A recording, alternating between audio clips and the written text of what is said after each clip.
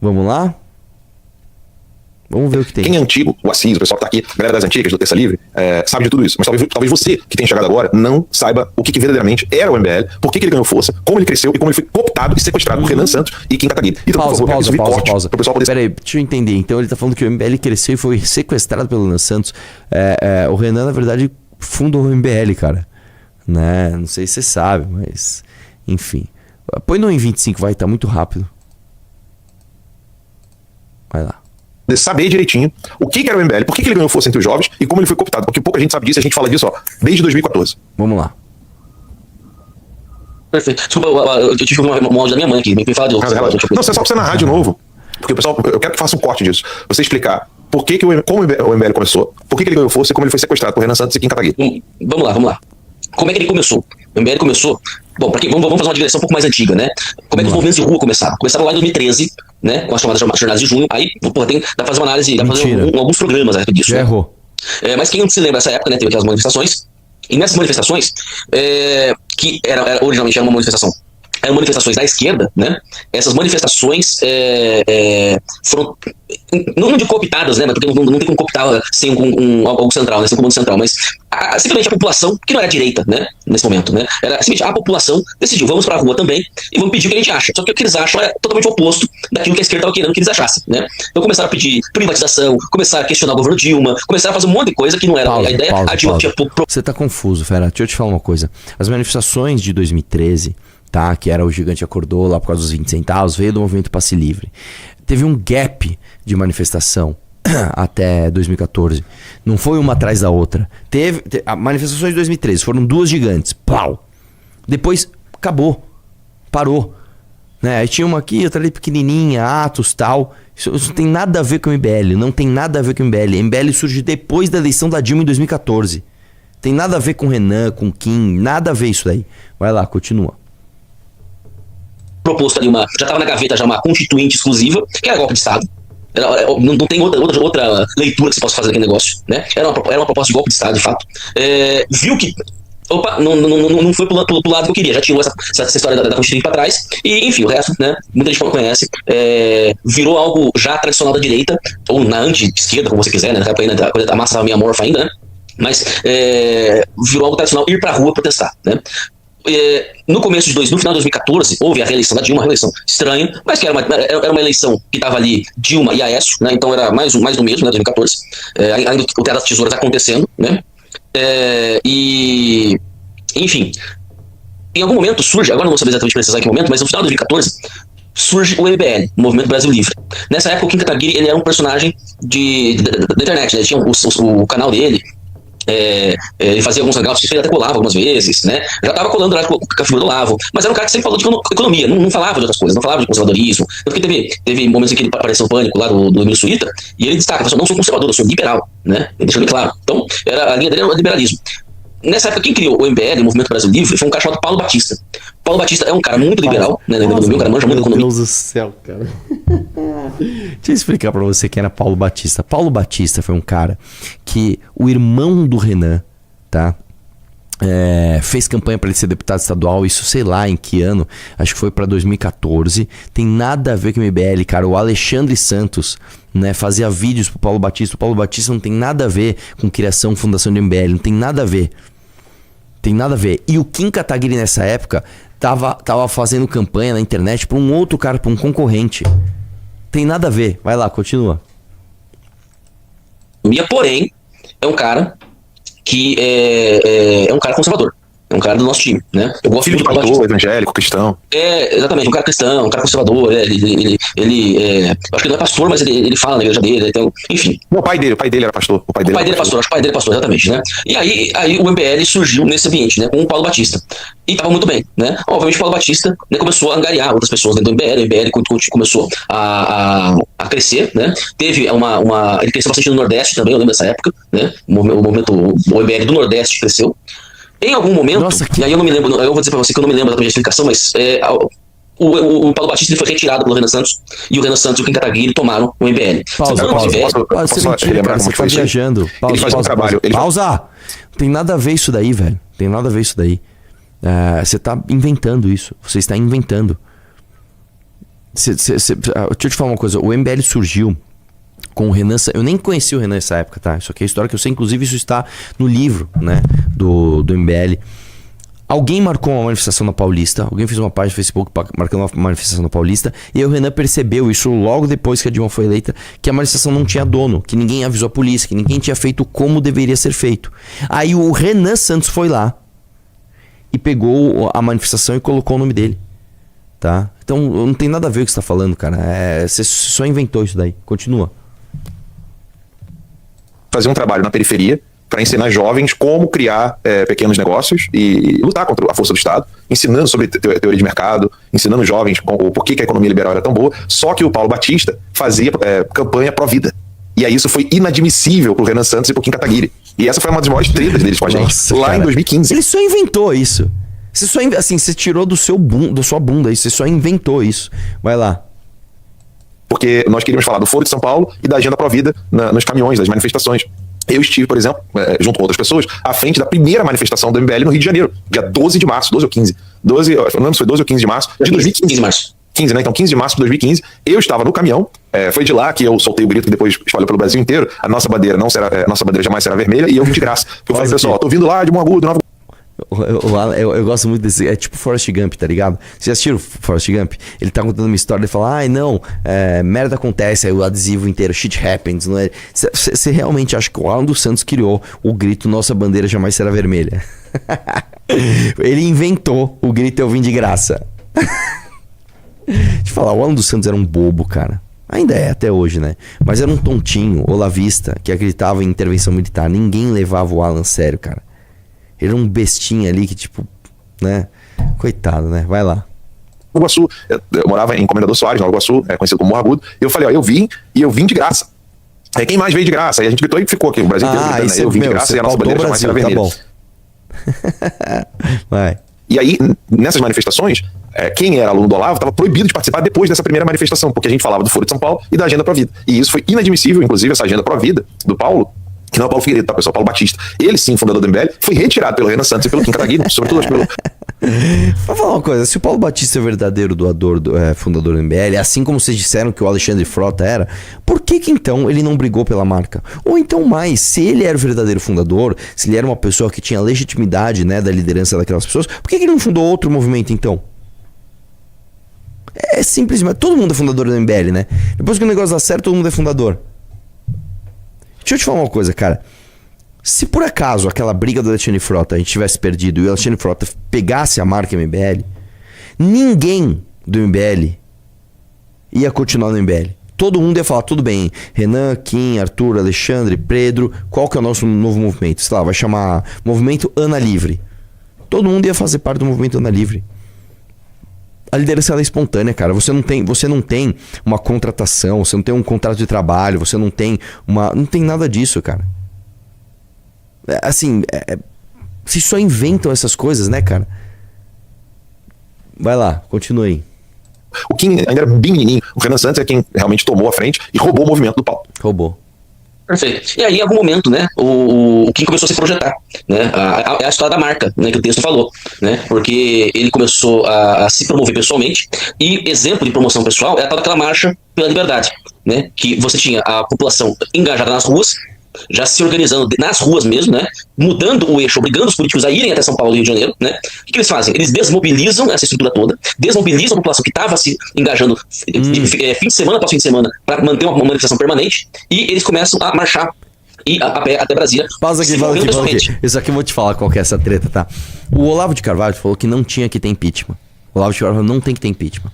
O Olavo Carvalho falou o seguinte: vocês têm que ficar em São Paulo e principalmente no Rio, que é onde a maior parte das Forças Armadas estão, para que você faça com que as Forças Armadas tirem a Dilma do poder na base do fuzil. Essa era a tese desses idiotas. Entendeu? E a MBL falou, não, a gente vai marchar até Brasília porque a gente vai fazer uma operação para virar voto e deputado e tirar a Dilma democraticamente do poder. Aí eu gosto que eles falam o seguinte: não, eles desmobilizaram as pessoas. Deixa eu ver se eu entendi. Então existe uma massa de pessoas ali, de forma orgânica e natural, né, se mobilizando para ir na tese do Olavo de pedir golpe militar. Aí o Renan Santos desmobilizou. Ele fez o quê? Ele chegou pra pessoas, estejam desmobilizadas, cada um pra sua casa. O Renan me desmobilizou. As pessoas foram embora pra casa. Cara, se você, Alan, foi o fundador do grito Minha Bandeira Jamais Será Vermelha, eu vim de graça. Se as pessoas estavam se mobilizando, quem é Renan Santos na fila do pão, irmão? Por que você não continuou? Você tinha o Paulo Batista, o grande líder, né? Por que vocês não fizeram o movimento de vocês e conseguiram impeachment? Aliás, conseguiram a intervenção militar lá em 2014, 2015? Por que vocês não fizeram isso? Não, a culpa é do MBL porque o Renan desmobilizou. Não, cara, o Renan simplesmente ele marchou pra Brasília contra o PSDB, inclusive. Né? Pra quem não sabe, o PSDB não queria protocolar um pedido de impeachment. É muito ridículo, né, cara? Vamos lá. Continua, deixa eu ver o restinho. Né? Uma promoção pessoal, pra chegar lá e fazer o quê? Entregar um pedido de impeachment pro Eduardo Cunha, que obviamente sentou em cima. Mas naquele momento, aí você teve revista procurando Kim, colocando a revista internacional, acho que a Times. Pausa aqui. Não, cara, você tá completamente confuso, cara. Primeiro que o pedido de impeachment andou, tanto que a Dilma sofreu impeachment. Segundo que a Time foi falar do Kim depois, tem nada a ver. A Time fez uma reportagem dos eu não sei se foi Time ou Forbes, acho que foi a Time, né? Dos jovens mais influentes under 30. Forbes Under 30. Forbes Under 30, tipo das pessoas mais influentes abaixo dos 30 anos, né? Se não me engano tinha Felipe Neto também, tinha um monte de pessoas. Então você tá todo confuso aí, cara. Você não tá sabendo nem colocar as coisas nas datas corretas. Deixa eu ver o finalzinho. Valeu a pena ver esse vídeo, eu gostei. Sobre o Kim Kataguiri, né? O jovem que comanda as multidões do Brasil, né? Sabe, um negócio assim, esquizofrênico, né? Esquizofrênico, os caras acharem realmente que o povo tá vendo pra rua porque o Kim pediu. Sabe, um negócio assim maluco, realmente maluco, né? Mas é nesse momento que aí o MBL se consolida, né? E começa a se consolidar como uma disputa com o Jair. E eles não, em momento algum, da Jair, fera, pausa essa aqui. mentalidade de... O Jair nem existia essa época. O Jair era um deputado corporativista, tá? Que não fez absolutamente nada pelo impeachment. Ele nem fez nada pelo impeachment, como também não fez nada pela articulação olavista de ter um golpe de Estado. Ele não fez nada. Nada. O Jair Bolsonaro não fez nada. Me mostra um vídeo aí contundente do Jair Bolsonaro na época do impeachment. Me mostra aí, ele não fez nada, cara. Nada. Sabe o que ele fez? Ele apareceu na fotinho lá com o Eduardo lá pra fazer o izinho de impeachment junto com o Eduardo Cunha, né? Foi isso. E aí o Eduardo Bolsonaro, quando viu o acampamento, ouviu a marcha, alguma coisa assim, falou: se vocês quiserem dormir no apartamento funcional, dorme lá. Inclusive o Riso dormiu na mesma cama que o Eduardo, né? Que era um idiota também, não tá fazendo porra nenhuma. Vamos lá. Nós somos a verdadeira direita. E o Jair Bolsonaro tá roubando nosso protagonismo, se instalou no MBL de um modo que até hoje não saiu. Não vai sair nunca, porque é do caráter deles. Até hoje, o Kim quer, porque quer. O Kim Kataguiri, o Renan Santos, eles querem, o sonho deles é que o partido deles, Missão, etc., né, seja o partido da direita no Brasil. Quem é antigo, Pausa. o Assis, o pessoal que tá grande aqui. denúncia, cara. Você realmente acha que... Cara, você surpreendeu muita gente. Vocês querem que a missão seja a direita brasileira? Nossa, cara. Pô, como é que você revela uma coisa dessa sobre a gente, velho? Nossa, que coisa ridícula, né, cara? E aí, o que tá acontecendo? Tem mais Alan dos Santos? Vamos lá? Fala, meus queridos, aqui quem fala é o Alan do canal Inevitável Cortes. E no meu segundo mês postando cortes aqui no YouTube de figuras do Partido Missão e do MBL, eu faturei cerca de 25 mil reais ou um pouquinho mais de 4 mil dólares. E se você tem interesse em estar criando o seu próprio canal de cortes, eu preparei um treinamento 100% focado, mostrando o passo a passo para você estar conseguindo fazer seus cortes de figuras do Partido Missão e do MBL. Para acessar o treinamento é só clicar no primeiro link da descrição ou ler o QR Code que está aparecendo aqui no meio da tela agora. Você tem aí o Alan tentando entrevistar na Campanholo. Tire suas próprias conclusões. Vamos ver isso daí. Eu vi um trechinho, né? Que ela chama de babaca, né? Deixa eu ver. A verdade é a seguinte. Pode colocar a câmera aqui pra mim, por favor, produção. Porque o pessoal precisa saber disso. Vocês sabem muito bem que tem uma galera que tá com medo de falar a verdade. E qual é a verdade que esse pessoal quer? Eles querem fingir que estão apoiando Jair Messias Bolsonaro e os seus filhos, sobretudo Eduardo e Flávio, para dizer o que para vocês? Não, continua votando em mim. Vota em mim que eu vou apoiar o Bolsonaro. No fim, o desejo desse pessoal é dizer: eu tenho um projeto de poder pessoal, não quero estar junto com o Bolsonaro, mas não tenho a coragem de falar isso antes das eleições. Tá aí o vídeo, a produção vai colocar o vídeo para vocês.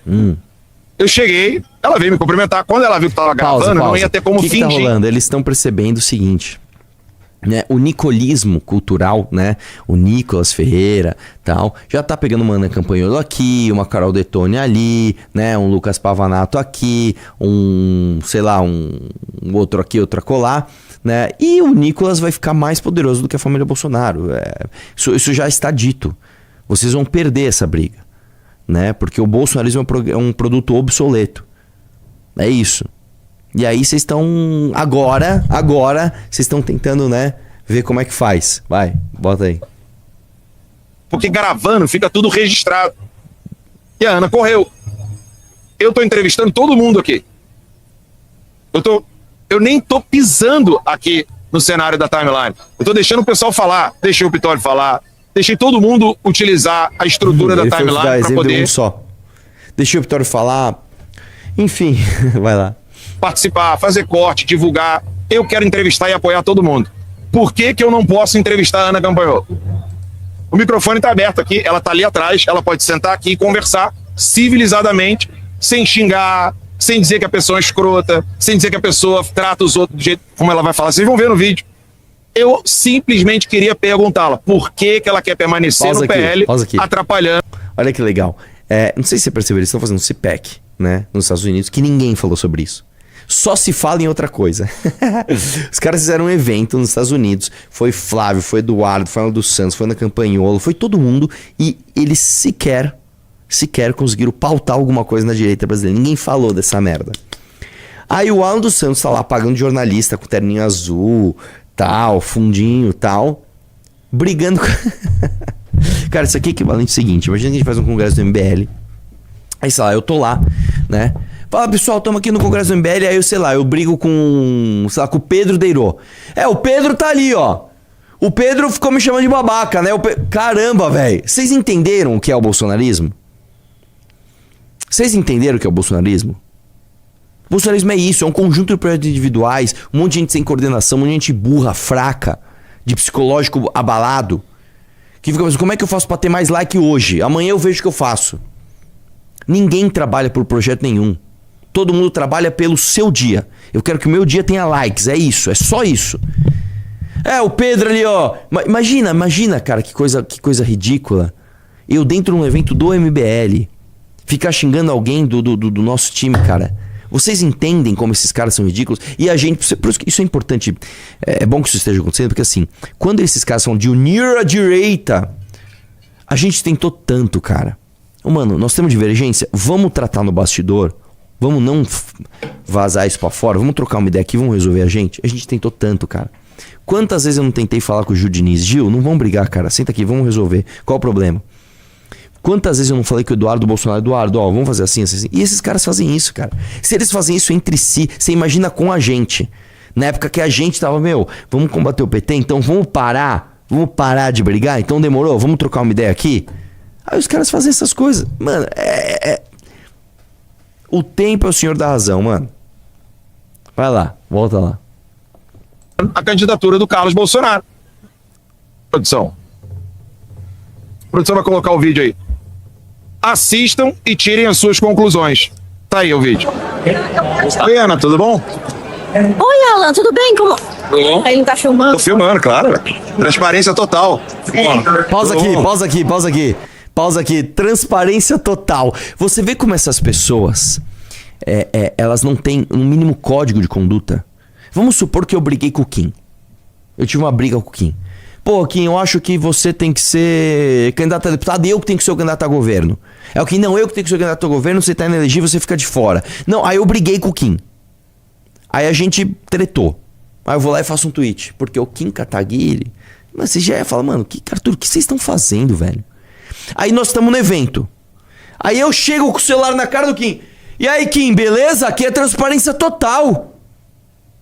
Você entende? Você consegue perceber a falsidade dessas pessoas ou não? Você entende como essas pessoas funcionam? Você entendeu isso? Cara, quantas e quantas experiências eu não tive com essa gente, velho? Quantas e quantas experiências eu não tive com essa galera de trocar ideia e o cara não para de sinalizar virtude. Você, pelo amor de Deus, mano, não dá pra conversar com você, você é um falso do caralho. Isso é jeito de tratar na Campanholo? Eu vou dar um exemplo pra você. Eu cruzei com a Ana Campagnolo no Spectrum. Nós chegamos, eu não lembro qual foi. Foi o meu debate com os comunistas. O dela era antes ou depois do meu? Eu não lembro agora. Eu acho que era depois. O dela era depois, eu acho, eu não lembro. Eu cheguei lá, a Ana Campagnolo tava lá. Ô Ana, tudo bem? Ô, como é que tá? Tudo bem? E você? Beleza? Como é que tá? A gente é de times diferentes, cara. Nós somos de times diferentes. Se eu tô filmando, o que ia acontecer? Ela ia sair fora. Ela fala, pô, legal, protocolar e sair fora. Como eu não estava filmando, a gente teve uma interação. Né? Tem um camarim que fica todo mundo lá em cima. A gente subiu. Aí tava a minha equipe, a equipe dela. E aí conversamos normal. Ela falou alguma coisa do projeto do Kim. Eu não lembro o que era, alguma coisa de algum projeto do Kim. A gente lembrou o dia que a gente se encontrou na Lesp, sei lá, em 2019, 18, sei lá. E nós trocamos ideia como dois seres humanos normais. Agora, o Alan dos Santos e a Ana Campagnolo, eles não conseguem fazer isso entre si, cara. Porque o time é tóxico.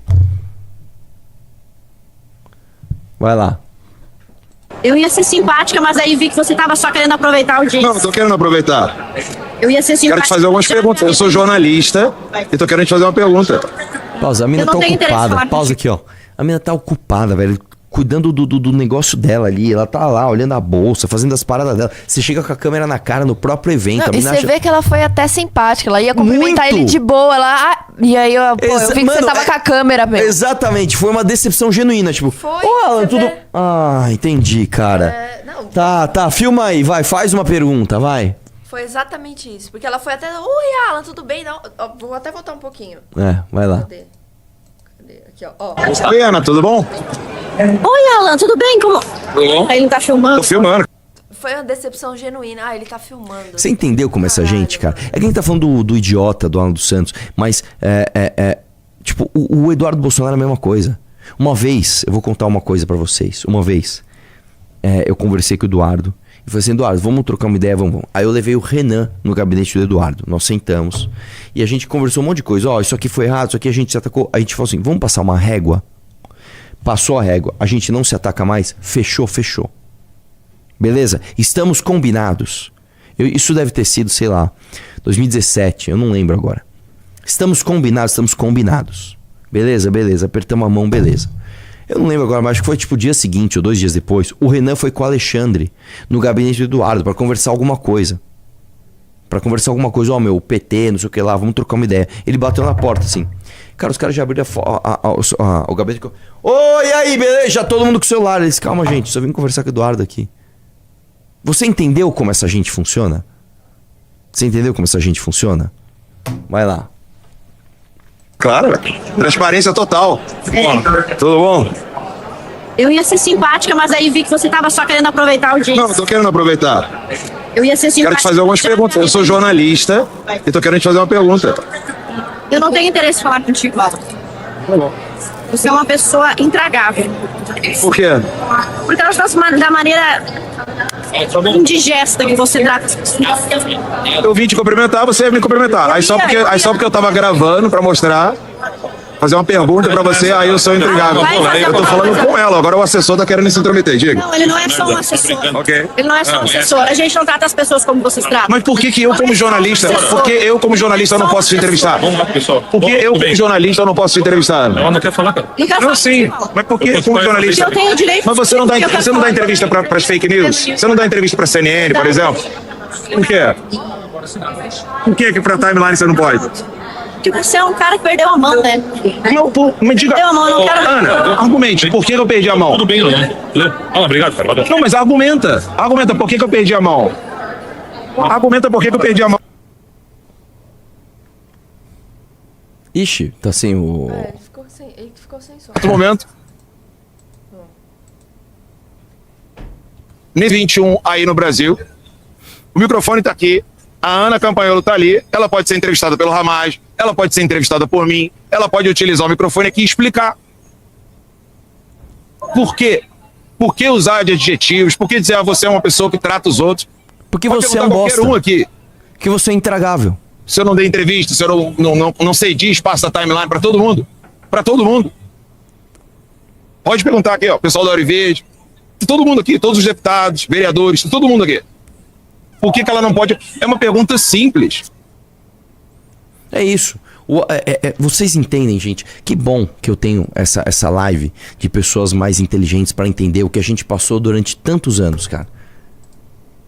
Sabe? As pessoas, não, vocês têm que se unir com eles. E eles gigantes, que eles não eram do tamanho que eles estão hoje, apanhando pra caramba, já foram governo, já fizeram um monte de merda, todo mundo sabe que o Flávio é um ladrão. Não, na época em que existia o mito, Bolsonaro é o perfeito salvador da pátria. E a gente tentando falar, cara, e eles com essa maneira escrota de agir, entendeu? E a gente, cara, você viu o que a gente já passou, cara? Você viu, foi foda, meu, foi foda, você é louco, foi horrível, cara, foi horrível. Ainda bem que hoje, tá? A gente tem, quantas pessoas estamos aí, Ana Ering? 6.000 pessoas ao vivo, 3.700 likes. Que bom que tem 6.000 pessoas numa live. Que antes a gente fazia live pra 800, 900 pessoas. Que bom que hoje eu tenho 6.000 pessoas numa live pra falar pra você, mano. Você entende o que a gente já passou, cara? Como foi difícil, cara. Como foi difícil, velho. Eu sempre conto essa história. Uma vez o Eduardo pediu pra fazer um vídeo com ele e eu fiz um vídeo. Era um vídeo onde eu fazia umas perguntas e ele respondia. Aí eu editei e coloquei no meu canal, né? Eu não lembro agora as perguntas, mas eram tipo assim, a gente combinou. Ó, vou perguntar de privatização de Petrobras e tal, e você responde. Na época pra campanha presidencial do Jair Bolsonaro. Fizemos um vídeo, pus no meu canal. Aí ele me mandou mensagem depois, Arthur, faz um vídeo aqui sobre esse tema. Fiz. Aí que ele fez? Ele cortou vídeos do próprio vídeo, trechos do vídeo que eu fiz pra ele. E mentiu falando que eu fazia outra coisa. No meu debate com o Nando Moura, de 2018, tá? Eu fiz questão de colocar um lettering. Porque quando eu fiz o debate com o Nando Moura, quando eu falei do Olavo de Carvalho, ele colocou um lettering corrigindo do Olavo de Carvalho dos fetos de Pepsi, não sei o que lá, né? Eu falei, não, então eu quero um lettering também. Quando eu falar do Eduardo Bolsonaro, coloca um lettering, tá? Que aconteceu isso e aquilo. Vocês podem ver, o vídeo tá no ar ainda. No meu vídeo de debate com o Nando Moura tem um lettering explicando essa treta com o Eduardo Bolsonaro na época de 2017. Era isso, a gente passava isso o tempo todo, mano. Só que não tinha 6.000 pessoas na live. A gente não tinha o nosso lado pra fortalecer. A gente falava e tipo assim, a gente era engolido, tá? Pelo mito. Não, Jair Bolsonaro é inquestionável, né? Foda, foi foda, meu. Foi foda. E aí, gostou do vídeo? Se inscreva no canal para mais cortes do MBL. E também deixe o like e algum comentário para estar apoiando o meu trabalho. Até a próxima.